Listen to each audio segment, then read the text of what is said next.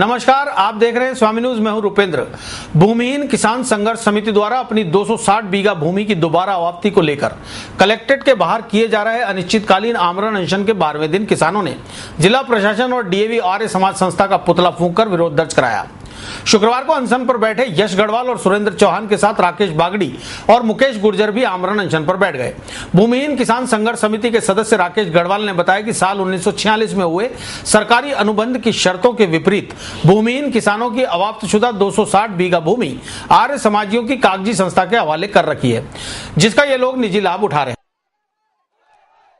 आप सब लोगों को ध्यान है, 24 जून से हमारे किसान यहाँ बैठे हुए हैं भूख हड़ताल पर। 1 जुलाई से आमरण अनशन पर बीमार होते जा रहे हैं और हमारे 25-30 लोगों की लिस्ट महिला भी है। एक के बाद हम आमरण अनशन पर बैठ रहे हैं।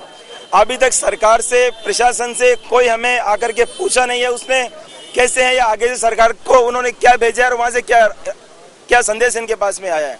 हमारी कोई सुनने वाला नहीं है इस लोकतंत्र के अंदर किसानों की, गरीबों की। जबकि कलेक्टर ने 3 बार जांचें करके फर्जी संस्थाओं का सरकार को सिफारिश कर दी कि इनको तुरंत सीज करें। इस पे जू तक नहीं रखी आज तक, 96 से आज तक। अब हमारा अगला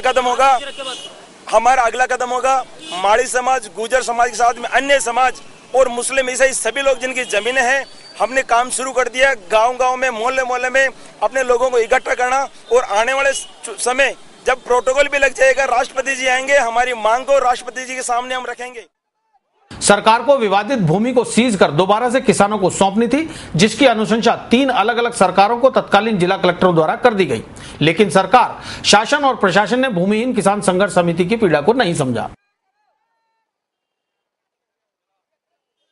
आजादी से पहले ब्रिटिश सरकार के टाइम से ही ये एग्रीमेंट हुआ था 1946 के अंदर, और इसके इंडस्ट्रियल एग्रीकल्चर कॉलेज के लिए जमीन दी गई थी।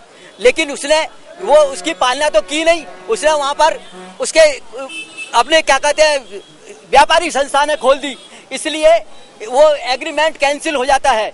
उस लेआउट प्लान 1943 में बना, उसके आधार पर उसने काम नहीं किया।